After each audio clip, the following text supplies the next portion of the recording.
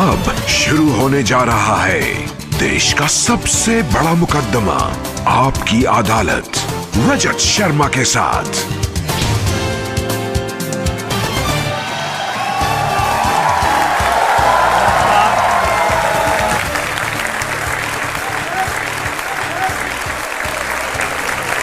Thank you so much. बहुत बहुत स्वागत है आपका आपकी अदालत में। आपकी अदालत में आज मेरे मेहमान हैं फिल्मी दुनिया के ऐसे चमकते सितारे जिन्होंने थिएटर से लेकर सिनेमा तक, दूरदर्शन से लेकर ओटीटी तक जबरदस्त सफलता प्राप्त की है। आप लोगों का उन्हें बहुत प्यार मिला है। बिहार के एक छोटे से गांव से मुंबई की माया नगरी में अपनी पहचान बनाने वाले ओटीटी के सुपरस्टार मनोज वाजपेयी।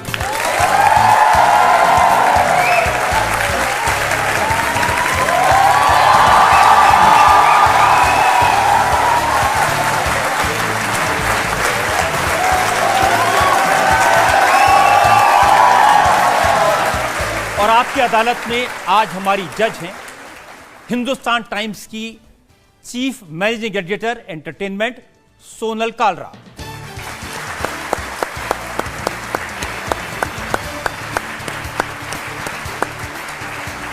और इससे पहले कि इल्जामात का सिलसिला शुरू करें, आज की जज सोनल कालरा की इजाजत चाहेंगे आज की कार्रवाई शुरू करने के लिए।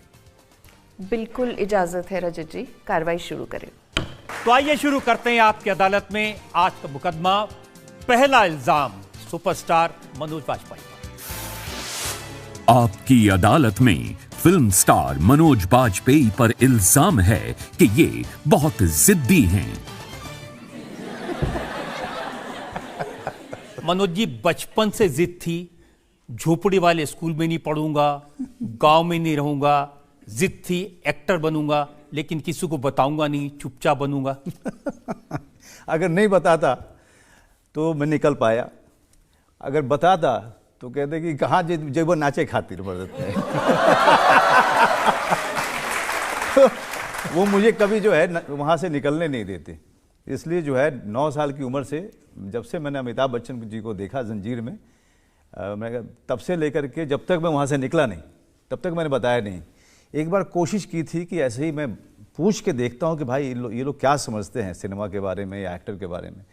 तो देखना तो बहुत पसंद था मेरे पिताजी को, और बात करते थे कि अरे अमिताभ बच्चन कितना बढ़िया एक्टर है, दिलीप साहब क्या एक्टर थे। और जब मैंने पूछा कि अगर मान लीजिए आपका कोई बच्चा जाके एक्टर बन जाए तो कैसा रहेगा, तो उन्होंने भोजपुरी में कहा, नाचेगा वाला काम थोड़ा करेगा।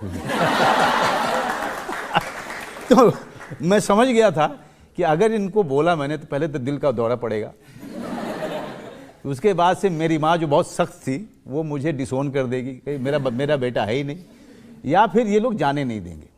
तो इसलिए मैंने अपने अंदर रखा था। तो जब माँ बहुत मारती थी जब फिल्में देखने जाते थे? बहुत मारती थी। एक बार मैं फिल्म देखने गया और एग्ज़ाम जो था 5 दिन के बाद था, और मेरी माँ और पिताजी शहर आ गए थे। तो उन्होंने कहा कि कहाँ गए थे? मैंने कहा कि एक फिल्म देखने चला गया था। तो पढ़ाई करते हो या फिल्में देखते हो? मैंने थोड़ा सा मैं थक गया था पढ़ करके, थोड़ा अनवाइंड करने गया हुआ था। तो मेरी माँ से मुझे बहुत डर लगता था, और मेरी माँ का खौफ इतना था हम लोगों के परिवार में कि पिताजी को तो डर लगता ही था मेरी माँ से। तो बचाने वाला कोई रहता नहीं था, क्योंकि सबसे पहले तो पिताजी मेरी माँ के आसपास भी नहीं पाए जाते थे जब उनको गुस्सा आता था। तो उनका खौफ ऐसा रहा कि मेरे माता का जो है देहांत अभी कुछ महीनों पहले हुआ। जब वो हॉस्पिटल में थी तो अगर वो किसी बात पे गुस्सा करती थी तो 6 भाई बहन में से किसी की औकात नहीं थी कि उस समय उस कमरे में वो चला जाए। तो मेरी माँ जो है बड़ी सख्त किस्म की थी, तो इसलिए मुझे डर बहुत लगता था कि बताए नहीं। और पिताजी चाहते थे कि बेटा डॉक्टर बन जाए? जी, मेडिकल का एंट्रेंस टेस्ट देने गया। ऐसा कोई कमाल का स्टूडेंट कभी नहीं रहा मैं, लेकिन मुझे इतना डर था कि अगर मैंने जो आंसर लिखा सही हो गया तो मैं सच में डॉक्टर बन जाऊंगा।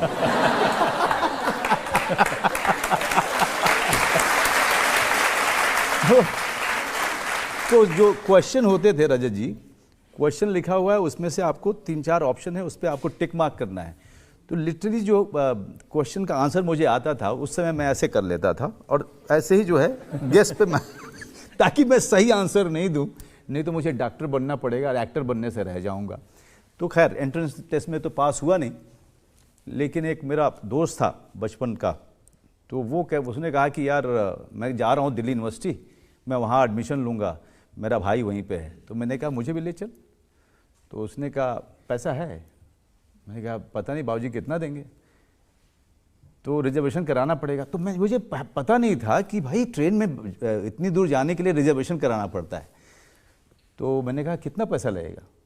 तो उसने कहा 50 रुपये लगेगा। तो मैंने कहा तू मेरा कर दे, बाद में मैं चुका दूंगा। तो मुझे उसने क्या बोला, हाँ साला भिखमंगा आदमी, तुम कब चुकाएगा? चल तू पंडित है तो तुझे दान कर दिया मैंने। तो दक्षिणा के नाम पर जो है 50 रुपया कर्जा मिला था मुझे। दिल्ली आए तो मैंने सुना कि एनएसडी में जाने की कोशिश की, ये सपना था, नेशनल स्कूल ऑफ ड्रामा में जाएंगे। जी बहुत ज़्यादा, और यही सोच के आया था मैं, क्योंकि जब मैं बिहार में था तो राष्ट्रीय नाट्य विद्यालय का जो है जिक्र कभी नसरुद्दीन शाह जी के इंटरव्यू में, कभी राज बब्बर साहब जी के इंटरव्यू में, और उसमें लिखा था कि इसमें डिप्लोमा मिलता है। तो पहली बार मुझे लगा अरे यार एक्टिंग करने के बाद डिप्लोमा भी मिलता है, तो यहाँ पर अपने बाबूजी को जो है मैं बेवकूफ़ बना सकता हूँ कि मुझे थिएटर में डिप्लोमा मिला है, तो ये कहीं भी मैं जॉब के लिए अप्लाई कर सकता हूँ जी। लेकिन 4 बार एनएसडी ने आपको रिजेक्ट कर दिया, 4 बार, तब भी आपकी जिद खत्म नहीं हुई? क्योंकि थिएटर करना था मुझे, और मुझे इतना पता था रजत जी की एनएसडी उस समय में स्कॉलरशिप देता था और रहने के लिए हॉस्टल देता था। तो सबसे पहले तो मैं एनएसडी में इसलिए जाना चाहता था कि ये मतलब खाना और छत की समस्या ख़त्म हो जाएगी, उसके बाद एक जगह पे आपको थिएटर करने को मिलेगा। जी हाँ, 3 से 4 बार मुझे एडमिशन नहीं दिया गया था। पहली बार में बहुत मुश्किल हुई थी, पहली बार तो ऐसा लगा जैसे कि मेरा सब कुछ ख़त्म हो गया, अब मैं करूँगा क्या। लेकिन धीरे धीरे मंडी हाउस में काम करते करते बैरी जॉन मिले, फिर उनके साथ थिएटर करने लगा। लेकिन रिजेक्शन से मैं थोड़ा ज़िद हो गया मेरा कि कब तक रिजेक्ट करोगे देखते हैं। जिद तो दिखाई दे रहा है आपका हर चीज़ में। शेखर कपूर ने आपको रोल दिया डाकू का बैंडिट क्वीन में, लेकिन आपको नहीं लगा कि मेरी एक्टिंग चली नहीं, किसी ने नोटिस नहीं किया? उस समय ऐसा था कि अगर आप डायलॉग नहीं बोल रहे हैं, इसका मतलब इससे अच्छा है कि आप कैमरे के बाहर रहिए। उस समय साइलेंट रोल्स और साइलेंट परफॉर्मेंस की उतनी ज़्यादा कदर नहीं होती थी। और अगर आप देखिए तो मैं दूसरा हीरो था बैंडिट क्वीन में, लेकिन जो पहला वाला हीरो था निर्मल पांडे, उसको तो ऐसी सफलता मिल गई कि मतलब सारे प्रोड्यूसर डायरेक्टर्स बॉम्बे में उसके पीछे पीछे। और जिसने दूसरा वाला रोल जो किया था, मान सिंह का मैंने किया था, बड़ी कमाल की भूमिका भी थी, और मुझे लगा कि मैंने बहुत कमाल किया।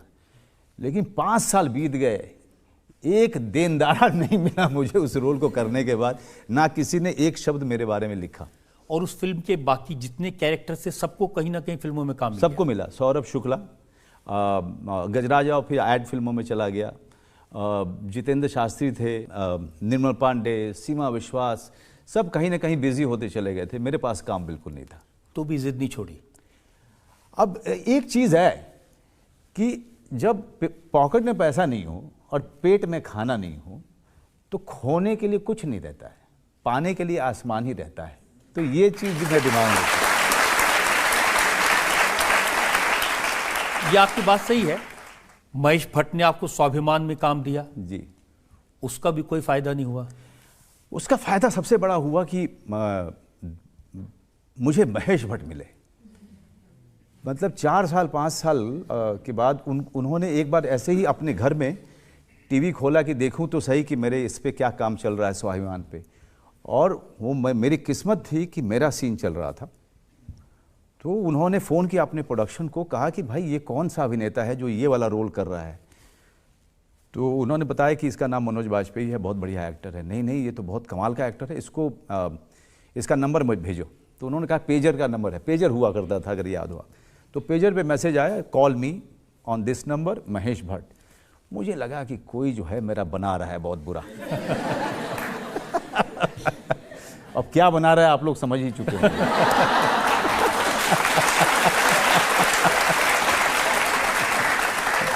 फिर मेरे दिमाग में ये बात आई कि यार अगर मान लीजिए कोई बना नहीं रहा है, सच वाले हैं, तो ये दिक्कत हो जाएगी। तो मैंने फ़ोन किया नीचे जाके वो पीसीओ से तो वो भट्ट साहब से बात हुई, उन्होंने कहा तुम अभी आ जाओ, और मैं उनके घर चला गया। और उसके बाद फिर उन्होंने तमन्ना फिल्म में मुझे रोल भी दिया। पूजा भट्ट प्रोडक्शन की वो पहली फिल्म थी जिसमें परेश रावल जी थे, मैं था। लेकिन एक कमाल का किस्सा है, परेश रावल जी की डेट्स की समस्या हो रही थी, तो महेश भट्ट जी ने जब मेरा काम देखा स्वाभिमान में, उन्होंने मुझे बुलाया था, ये सोच के बुलाया था कि अगर मान लीजिए परेश रावल जी किसी वजह से नहीं कर पाए तो ये रोल इस लड़के से मैं कराऊंगा। और बहुत मुझे इज्जत दी, बहुत उन्होंने हौसला दिया। और पता नहीं उनको क्या दिखा मेरे अंदर, उनको दिखा कि ये आदमी बहुत परेशान है। उन्होंने कहा मुझे लग रहा है कि तुम शहर छोड़ के जाना चाह रहे हो, जो कि बात सच है, लेकिन जाना मत, तुम ऐसे एक्टर हो कि ये शहर तुमको इतना देगा जो तुमने सोचा भी नहीं था। मंदू जी, आपने सारी बात बता दी, असली बात बोल कर गए। महेश भट्ट साहब ने आपके लिए एक विस्की की बोतल खोली थी। देखिए, मैं था फुकरा, हम लोग ओल्ड मॉन्क पीने वाले लोग।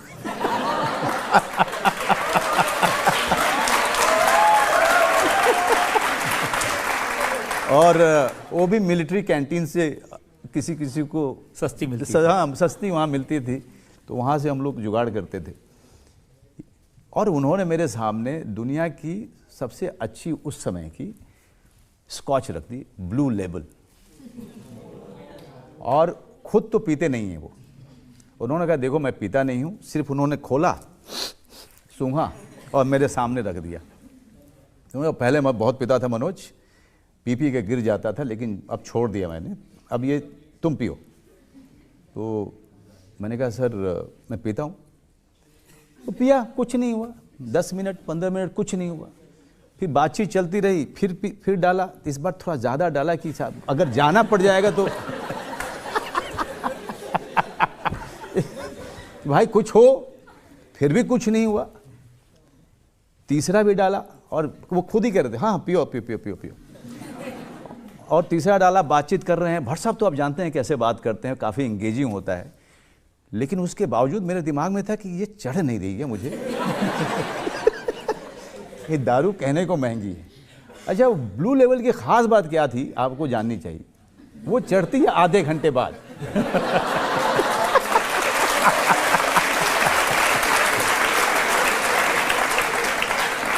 तब तक मैं 4 पी चुका था और मुझे पता ही नहीं था कि ये आधे घंटे के बाद चढ़ने वाली दारू है।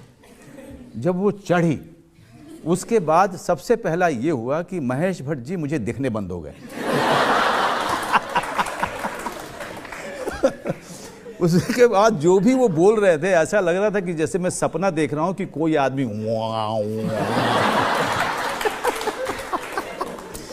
तो ये बड़ा कमाल का किस्सा है वो जी।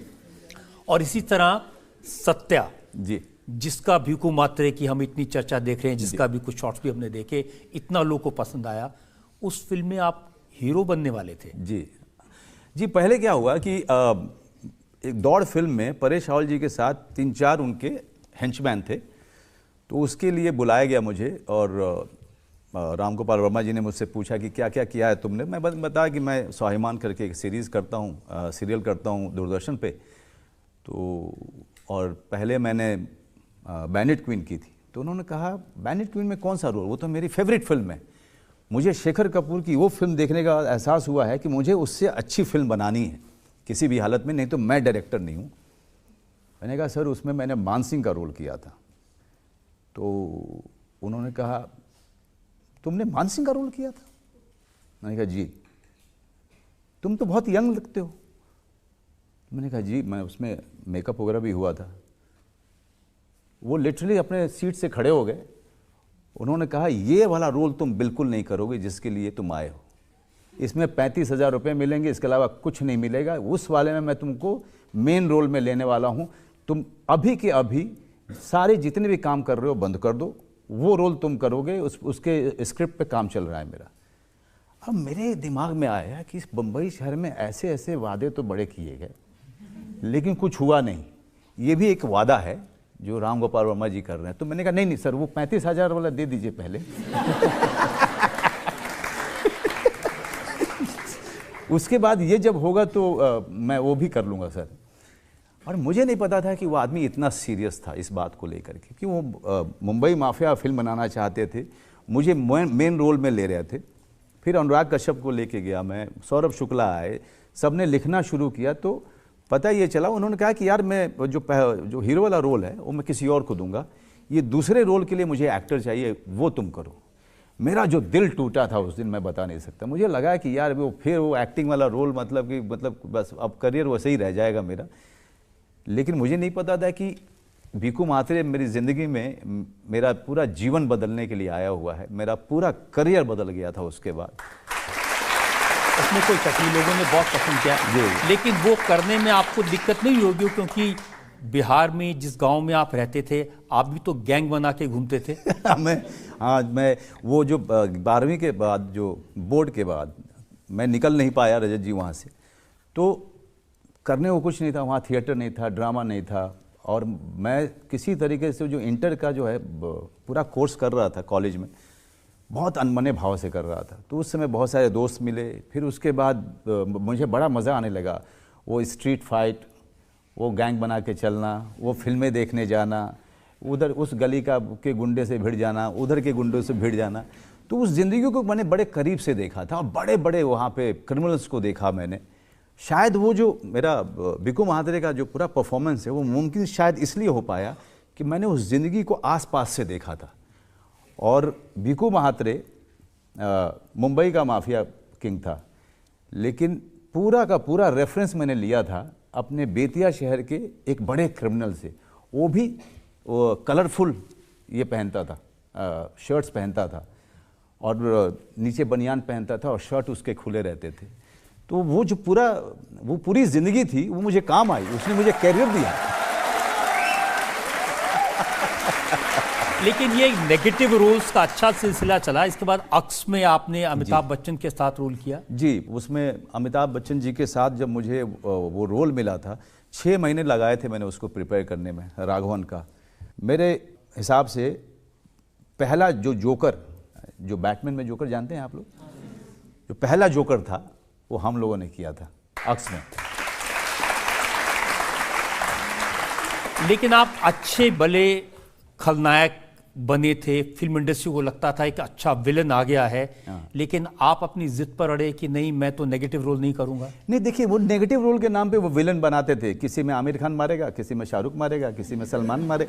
मैंने कहा यार ये मुझे नहीं करना है, ये इससे मैं कैरेक्टर ओरिएंटेड रोल्स करना चाहता था, और विलन ऐसा भी नहीं लगे कि वो मंगल ग्रह से आया हुआ। लेकिन इस तरह के रोल मिले नहीं, आपने किए नहीं, और 7 साल तक खाली बैठे रहे। हाँ, नहीं खाली नहीं बैठा, कुछ एक काम किए, बहुत अच्छे काम नहीं थे, लेकिन कुछ एक अच्छे काम हो गए। जैसे स्वामी एक बड़ी अच्छी फिल्म की थी मैंने, 10 तोला बड़ी अच्छी फिल्म की थी।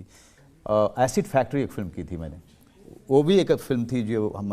अब मैं आपको वाली फिल्मों के नाम गिना देता हूँ। हाँ, फरेब, हाँ, पिट गई, हाँ, बेवफा, सब पिट गई। हाँ, इंतकाम भी पिट गई। हाँ, इसके बाद मनी है तो हनी है जी, एसिड फैक्ट्री, जेल, ये सब फिल्में आई और चली गई। लेकिन इससे ये हुआ कि मेरा किचन जो है वो चलता रहा। तो ये जो फिल्में थी, ये आ करके इन्होंने कहीं ना कहीं मुझे, वो जो बुरा दिन था, उस बुरे दिन में भी मुझे बुरे दिन का एहसास ना हो, इसमें ये सारी फिल्में हेल्प करी।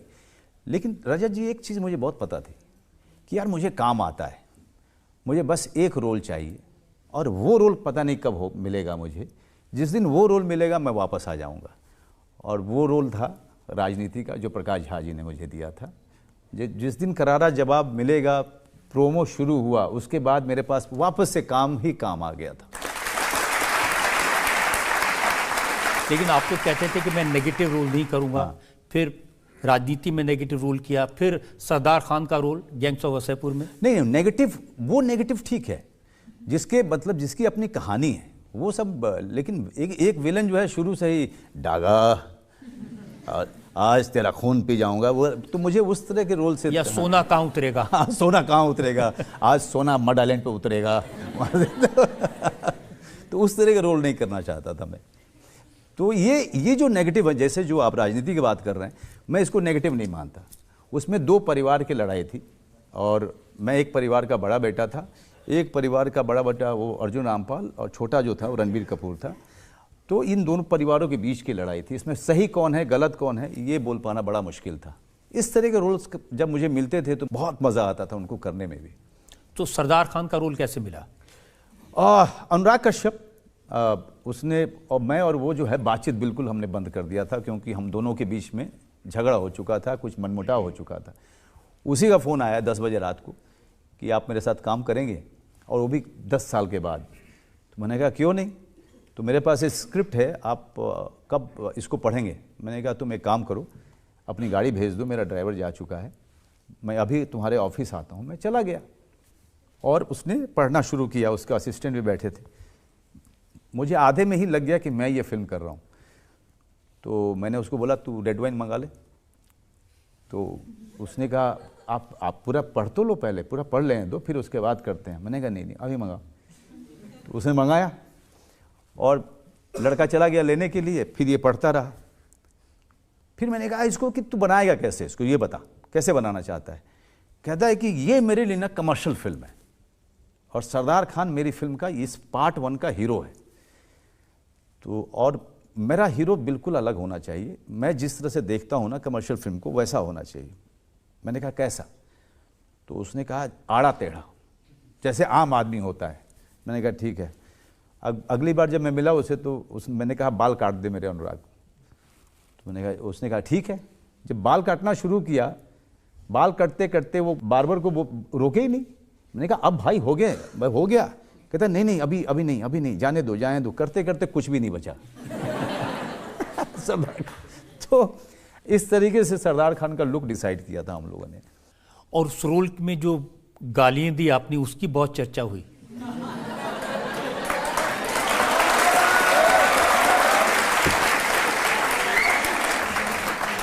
मेरी जिंदगी की त्रासदी है कि मैं जब अच्छी बात करता हूं तो कोई नहीं उसकी तारीफ करता है, जब गालियां देता हूं तो बहुत तारीफ करते हैं।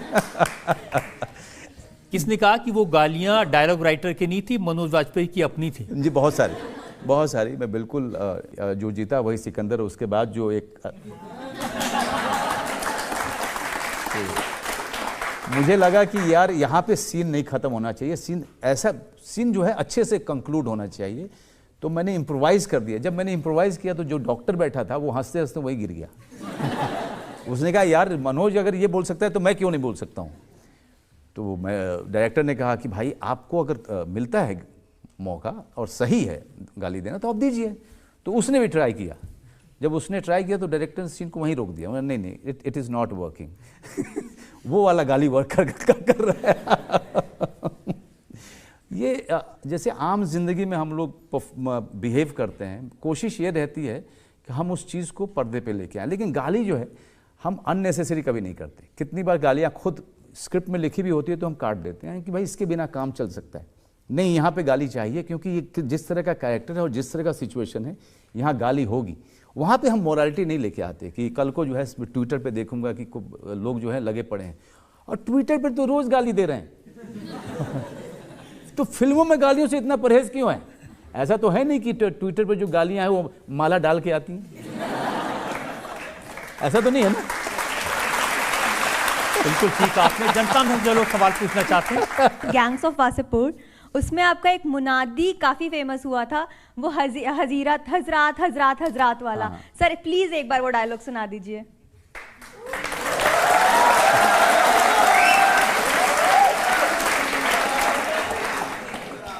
उसमें एक गाली है लेकिन मैं उसके साथ बोलूंगा, बाकी आप लोग म्यूट कर लीजिएगा। ओके। हजरात, बड़े अफसोस के साथ ये सूचित किया जाता है कि कल रात वासेपुर की एक लड़की को अगवा कर लिया गया है। हजरात, अगले 24 घंटे में लड़की अपने घर नहीं पहुंची तो पूरे इलाके में इतना बम मारेंगे कि इलाका धुआं हो जाएगा और रामाधीर सिंह के पूरे खानदान से का नाच नचाएंगे।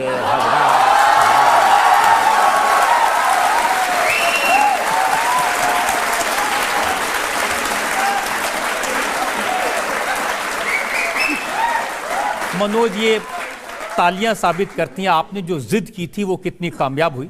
इंडिया टीवी हर वक्त हर जगह डाउनलोड करने के लिए सर्च करें India TV news Google play store या ऐप स्टोर पर।